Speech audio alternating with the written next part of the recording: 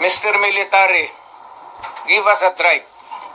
The right of information that is true and correct, the right of redress of grievance, and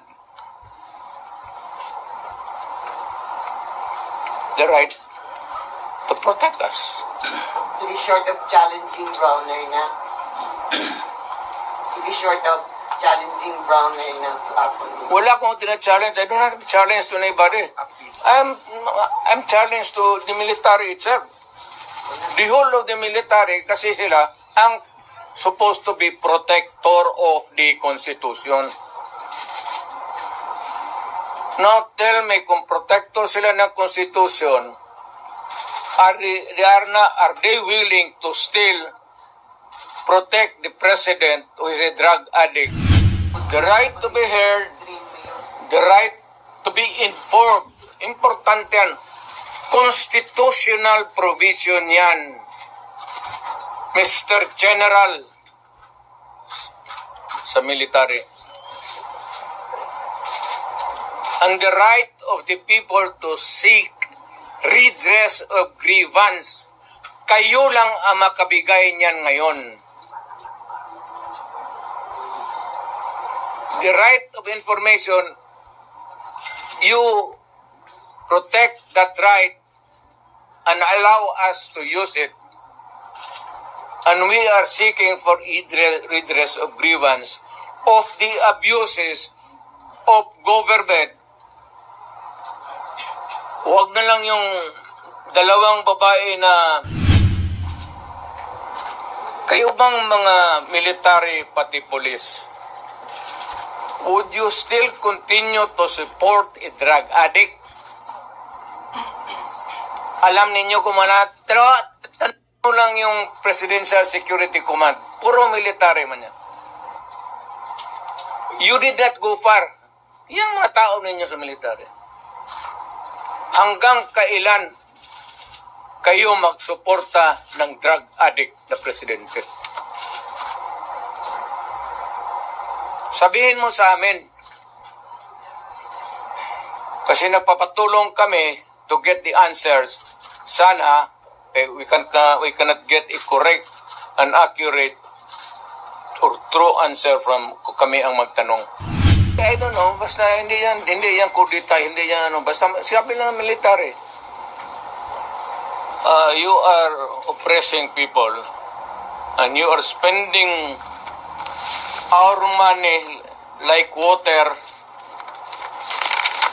Pati kami in the coming days, mawawalaan kami ng aming retirement, magalaw. Hindi kami sasalin sa inyo. Silent protest. Not taking orders at all. Hindi silent protest. Military lang talaga. Oh, military silent protest na yun.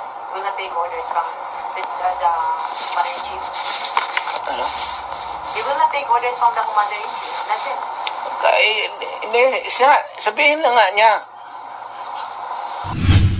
Ibig kong sabihin ang military, well, it's an option sa military. One, they just can sit there sa upuan nila, doon sa bukid, maglinis ng baril. Magsabi lang sila na we are not anymore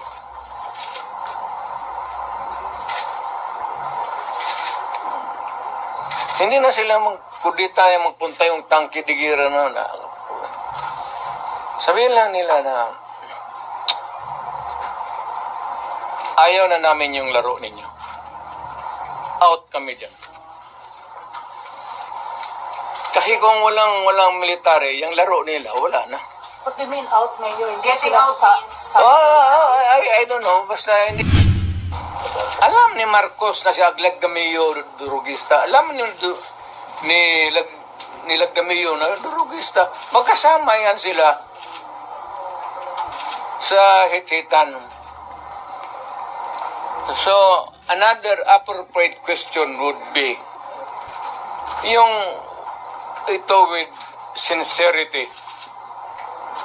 Kayo bang mga military pati police, would you still continue to support a drug addict? Alam ninyo kung pero tanong lang yung Presidential Security Command. Puro military man yan. You did not go far. Yang mga tao ninyo sa military. Follow the President. Start smoking marijuana and graduate sa Cebu.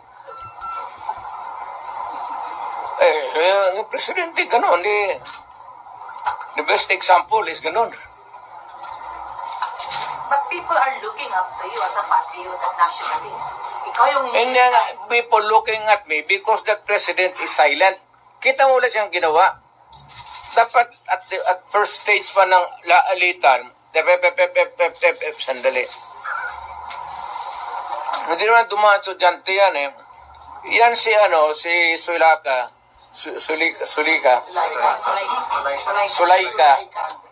Sulaika, anak ni Joe Lopez yan.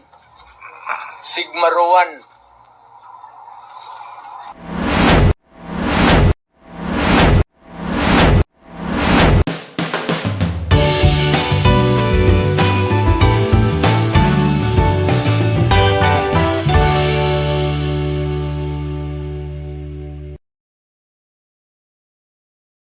Punta kay Marcos wala hindi kami nakipag-contest kay Marcos. Never. Wala kaming billion, trillion na nakadeposito sa kung saan sa bangko.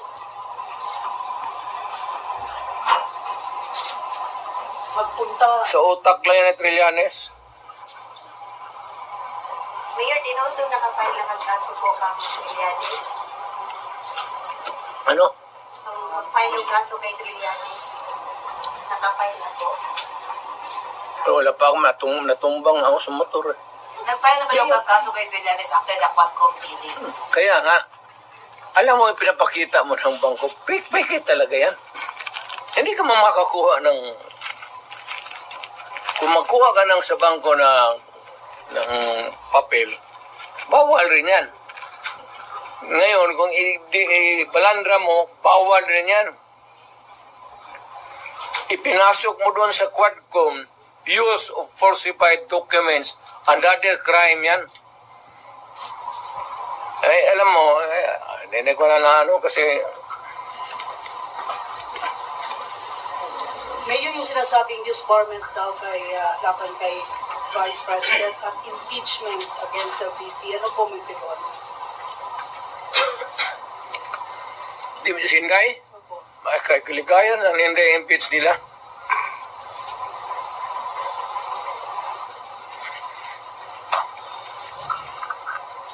Total, malayo pa man yung 2028. Di magpasyal sa mga sa So she's running in 2028 for president. Hindi, wala siguro. Sabi mo ba, malayo pa ang 2028? Therefore, yun ang conclusion. Kaya pa, malayo pa. Doon na tayo, pagdating natin, mag-decide tayo kung tama na yung, sabi ko nga kay Inday, tama na yung Vice President. Total, tatay niyan, Presidente man. Okay na yan. Mr. President, have you ever, there were reports that there were threats sa buhay ni Inday before sa mga, among his guards, and then, did she ever confer with you or talk to you about it? We do not talk about politics, Inday. No, not politics, security. Security, kaya ni Inday. May security yan si Inday. Huwag kang maniwala, wala yung security. Being the father, sa tayo mong gibati ito, nakita niyo siya na he was seeking for help, and you... Sa tayo mong gibati ito, nakita niyo siya na he was seeking for help, and you were there. I suppose you were still awake that time. Gusto ito mong feeling na yun? Lingaw. Pinisugol. I am entertained. Wala mo nangyayari sa anak ko. She is not hurt. Of course, there's yung hearing sa confidential funds niya. Bakit man ako magsabi, matukotin mo ako, i-invest mo ako confidential fund? O sige, tanungin mo ako. What did you, sige. You ask me. I'll give you the correct answer. What happened to your confidential fund, supposedly? Without. Well, it was spent properly. But why is she not answering the Congress daw? Confidential nga eh. Bakit patawagin ng confidential kung Pero yun kasi yung issue na ginamit. But you kept mum about it all along. Mayor, hindi, lahat yan sila, pati yan si Martin Romualdez, wag binawag ng bilyon yan. Kaya, mausapan lang naman. Maybe one of the things that I will do next is, of course, this time, I would be appealing to every Filipino. Lahat na. Once and for all. Buhay man yung kuha, hindi man nasunog ang building nila, pero lang kung sunugin nandyan man yan, buksan natin lahat. Huwag na lang muna yung ngayon, yung this year lang. Tapos, pagkatapos, buksan natin next year. Buksan ng Congress. Ang Congressman, hinamon ko ba sila? To open your books. Ang sagot naman to ni Trillanes, open your bank account. Makihati ka pa sa putang ng pera ko. You know, sa bangko, huwag ka magtanong kung saan ko nakuha yan. Kinukuha ba yan sa hold up? Nakuha ba yan sa smuggling? Wala ka nang pakialam. Nandiyan na sa bangko. Pero ito, simple lang. Opening of the bank. May libro. Hindi naman bangko yan eh. So, audit. Pero bingi man sila mayor sa Ang hindi talaga ino-audit. Telling you now, without batting an eyelash. Ang hindi ino-audit, Office of the President, pati Office of the Speaker of the House. Hindi ka magtanong ka ng witness. Katabi ko, Speaker man yan nun. Tanungin mo ba kung may malakas ba na sira ulo dyan sa audit na mag-audit? Pa-audit lang yan. So, Mayor, you are saying that you are open to opening the books of how she spent the confidential fund. Of course, yes, to. Nandiyan, iniano lang nila yan. Hindi pa yun na careful masyado yan. Alam kasi niya. Kaya ingat.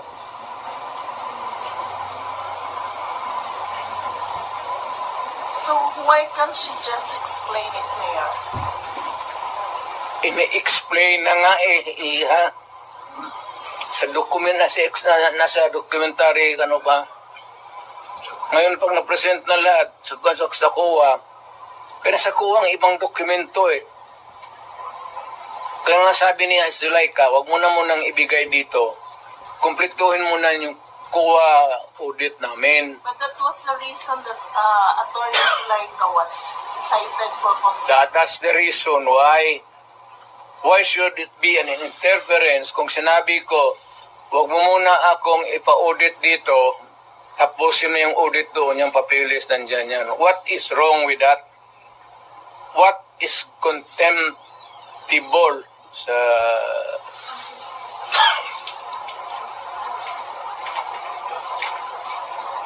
In a word, how will you describe all these procedures from the Senate to Congress calling you and your children for investigation? No, I cannot talk for the Senate. The Senate, it's a bit formal.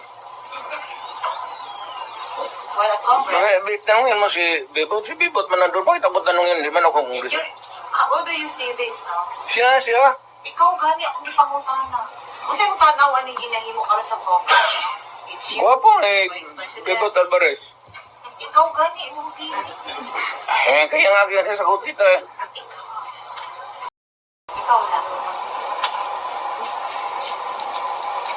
bukwa kanta ka ni Ron, no? Layo. Basta tayo ang feeling na yun nga marag... Personal naman inyo nga.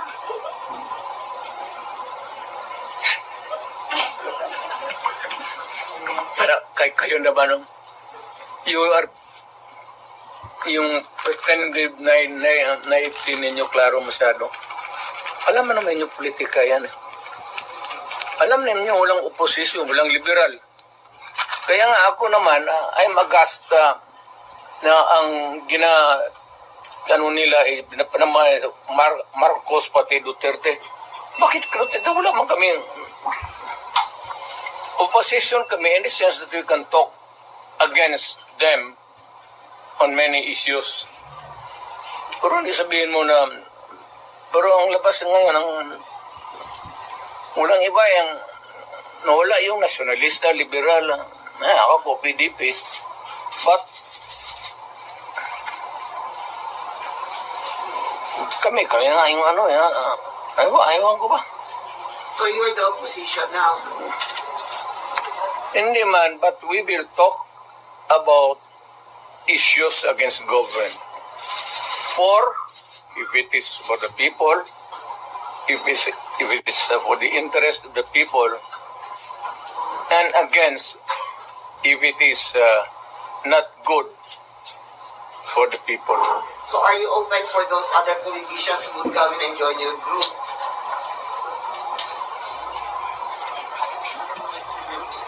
Wala mang matapang na politician yan.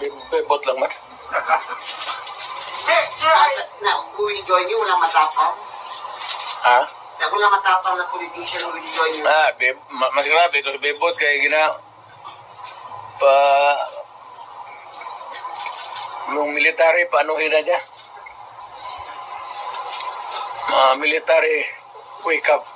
Sir, there are observers now from other countries. Hindi ganito yan, There's ha? a silent martial law in the Philippines. Yeah, correct.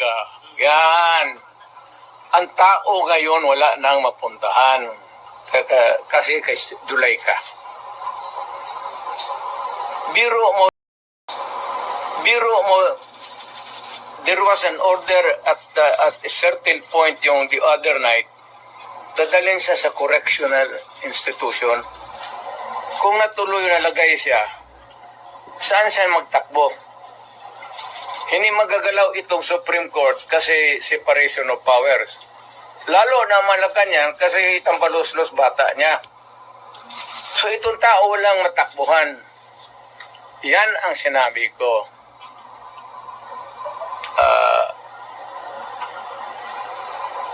There is a fractured governance. Nabali lang, hindi lang na-sprain. There is a fractured in the governance sa ating Pilipinas ngayon. Walang makakorek niyan. Nobody can correct Marcos. Nobody can correct Romualdez. Nobody can... it's a long process mapapil sa Supreme Court. Unless you... dala ka ng kaso doon, matagalan yan. Mga next year pa yan. So if you want a redress of grievance, there is no urgent remedy. So it is only the military who says. Kaya ang sabihin ko, Presidente ako, nakita ko ang sitwasyon. Kung gano'n rin ang presidente na in face of so many errors there, nagtupak-tupak na ng hanggang nagkaroon ng breakage, fractured governance. It is only the military who can correct it. Are you saying a military junta can answer? No. Sinabi ko sa lahat yan, magtanong ka ng sundalo niya, ano mga opisyal dyan, sinabi nang magmunta ka. Sinabi ko lang, it is only the military who can correct it. Now to answer your question, ibig kong sabihin ang military well, it's an option sa military. One, they just can sit there sa upuan nila doon sa bukid maglinis ng baril. Magsabi lang sila, we are not anymore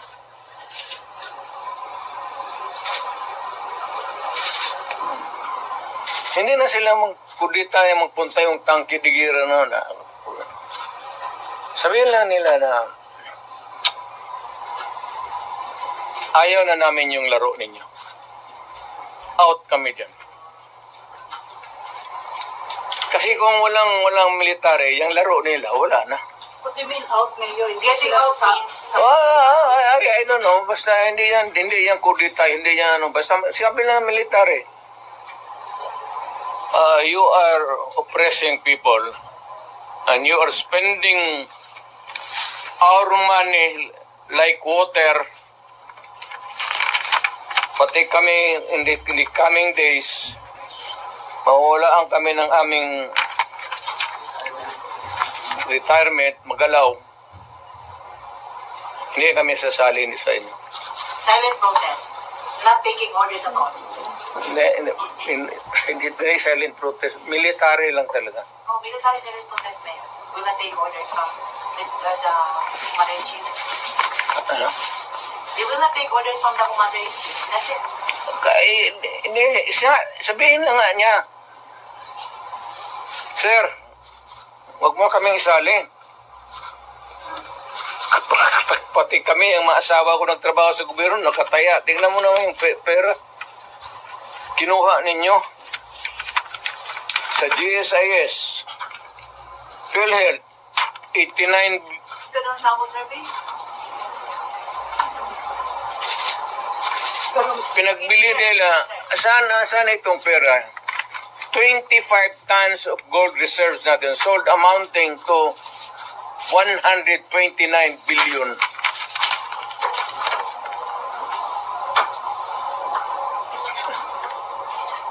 At least sa Congress, kung may resolution, tapos a bill that would correspond with it, there's an explanation of how the money is going to be spent.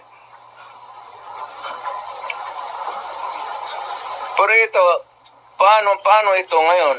Sila na nakaalam nito. Yung Maharlika, sila na nakaalam nito. Walang participation ng people dyan pati ito. So, ganitong 25 tons. Alam ba ng military yan? Hindi sabihin nila, kung wala hindi na kami sasali ng laro ninyo. Pero Mayor, para play safe naman ang How do military you na describe yun. the military na Mayor? Do you think si Browner po ay mag-react nito?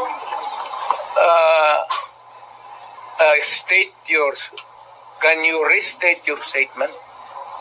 Can you expect that Browner will react?